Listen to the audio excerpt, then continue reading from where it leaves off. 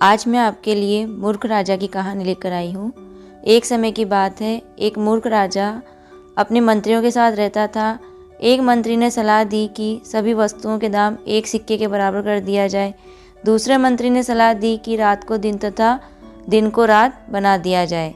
राजा को ये सलाह पसंद आई और उसने सारे नगर में ऐलान करवा दिया गया कि रात को दिन और दिन को रात मानना है तथा सभी वस्तुओं का दाम एक सिक्का रखना है। शुरुआत में तो सभी लोग ये बात सुनकर बहुत परेशान हुए, लेकिन राजा का हुक्म तो उनको मानना ही था। इसलिए धीरे धीरे इस कानून के हिसाब से सभी ने अपनी दिनचर्या को बदल लिया। लोग रात में जागकर कारोबार करते तथा दिन में सोते। एक दिन एक साधु अपने शिष्य के साथ उस शहर में आया। दिन का समय था, लेकिन नगर में सन्नाटा पसरा था। गुरु व शिष्य ये देखकर हैरान थे। शिष्य ने गुरुजी से कहा, गुरुजी, मुझे तो बहुत भूख लग रही है, लेकिन इस शहर में तो कुछ भी खाने पीने को दिखाई नहीं दे रहा है। गुरुजी ने शिष्य से कहा, तुम्हें तो बस हर समय खाने की पड़ी रहती है, यहाँ तो कुछ विचित्र है। सुबह से शाम हो गई, तभी लोग अपने घरों से निकलने लगे और सामान्य जीवन के समान कार्य करने लगे। सभी दुकानें खुल गई, सभी नागरिक बाजार में आने लगे। शिष्य ने गुरुजी से कहा, गुरुजी, मुझे से तो अब रहा नहीं जाता, मैं तो भोजन करने जा रहा हूँ। लेकिन गुरुजी को ये जानने में ज़्यादा रुचि थी कि आखिर माजरा क्या है, यहाँ का राजा कौन है तथा कानून क्या है। गुरुजी सोच ही रहे थे कि शिष्य ने आकर कहा, गुरुजी, यहाँ तो सभी चीज़ों की कीमत एक सिक्के के बराबर है, चाहे कुछ भी खरीद लो। यह सुनकर उनको और भी अचंभा हुआ। गुरुजी ने शिष्य से कहा, अब हम यहाँ एक क्षण के लिए भी नहीं रुकेंगे। लेकिन शिष्य ने कहा कि मैं तो यहीं रहूँगा, क्योंकि यहाँ पर भरपेट भोजन मिलता है। गांव-गांव घूमते हैं, भिक्षा मांगते हैं, लेकिन फिर भी पेट भरने जितना भोजन प्राप्त नहीं होता है, और यहाँ पर तो एक सिक्के में ही सब कुछ मिलता है। साधु ने शिष्य से कहा, तुम्हें यहाँ रहना है तो रहो, लेकिन मैं यहाँ से जा रहा हूँ। शिष्य वहाँ के नियमों का आदी हो गया और दिन भर खाता रहता। जल्द ही वह मोटा हो गया। एक दिन एक चोर चोरी करके भाग रहा था तो घर की दीवार गिर गई और चोर बुरी तरह घायल हो गया। चोर का भाई राजा के पास न्याय मांगने गया। उसने राजा से कहा कि मेरा भाई अपना काम कर रहा था और दीवार गिर गई, मेरा भाई उसके नीचे दबकर घायल हो गया। दीवार एक व्यापारी की है। राजा ने व्यापारी को दरबार में बुलवाया और कहा कि तुम्हारी घर की दीवार गिरने से इसका भाई घायल हो गया है, इसलिए तुम्हें दंड दिया जाएगा। व्यापारी ने कहा, महाराज, मेरा दोष नहीं है, दोष दीवार बनाने वाले कारीगर का है। राजा ने उस कारीगर को बुलवाया। उसने कहा कि तुमने दीवार सही नहीं बनाई और वह दीवार गिर गई, जिसके नीचे दबकर एक व्यक्ति घायल हो गया। तुम्हें दंड दिया जाएगा। तभी कारीगर बोला, महाराज, मेरा भी कोई अपराध नहीं है। वहाँ एक नर्तकी नृत्य कर रही थी, उसके घुंघरू की आवाज़ से मेरा ध्यान भटक गया और दीवार सही नहीं बन सकी। राजा ने नर्तकी को दरबार में उपस्थित होने का आदेश दिया। नर्तकी अब वृद्ध हो चुकी थी। नर्तकी से पूछने पर उसने कहा कि मैं तो सुनार के पास अपने गहने लेने के लिए आया जाया करती थी।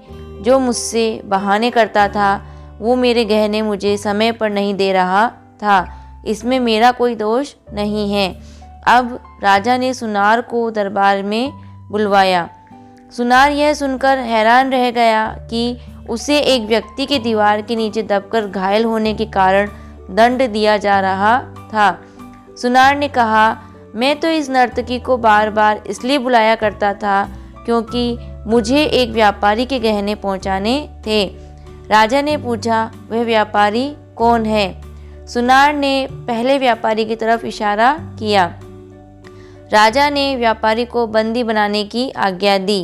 व्यापारी ने कहा, मेरा कोई दोष नहीं है।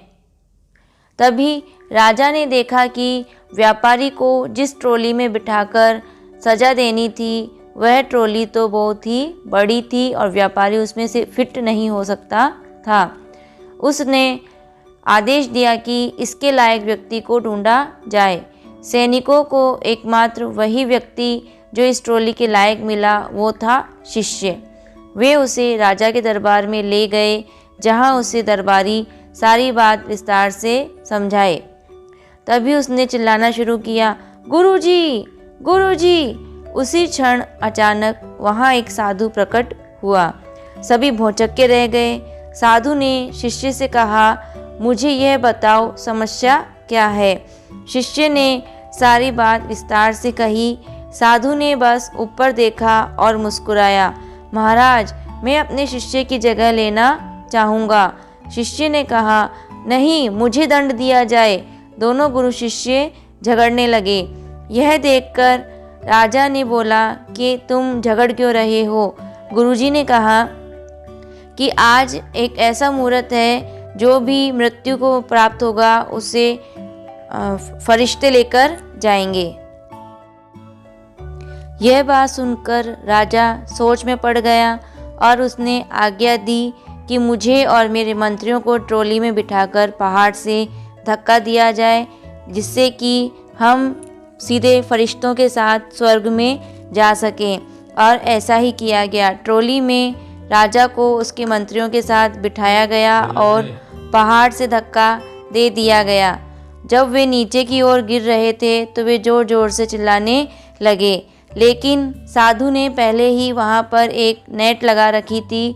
राजा और उसके मंत्री उस जाल के ऊपर जाकर गिरे। जाल पर गिरने के बाद राजा ने पूछा, कहाँ है परियां, कहाँ है फरिश्ते। तब साधु ने कहा कि तुम एक मूर्ख राजा हो जो किसी की भी बेवकूफ़ी भरी बातों में आ जाते हो, लेकिन तुम्हें अब तुम्हारी मूर्खता का दंड अवश्य मिलेगा।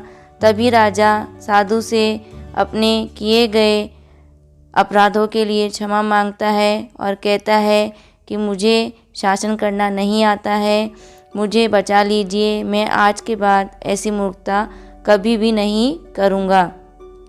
तभी साधु उसको ऊपर खींच लेता है और उसे समझाता है कि राज्य पर शासन कैसे करना चाहिए। तो राजा बोलता है कि नहीं, अब इस राज्य के नए राजा आप बनेंगे। शिष्य तुरंत राजी हो जाता है, लेकिन गुरुजी थोड़ा हिचकिचाते हैं, लेकिन बाद में वे राजा बनने के लिए तैयार हो जाते हैं। राजा बनने के बाद सबसे पहला काम वे जो करते हैं वो कानून को बदलने का करते हैं। उन्होंने घोषणा करी कि दिन को दिन और रात को रात माना जाए। सारे शहरवासी अपना नया राजा और नए कानून से बहुत खुश थे। तो दोस्तों, आपको ये कहानी कैसी लगी कमेंट बॉक्स में ज़रूर बताना। धन्यवाद।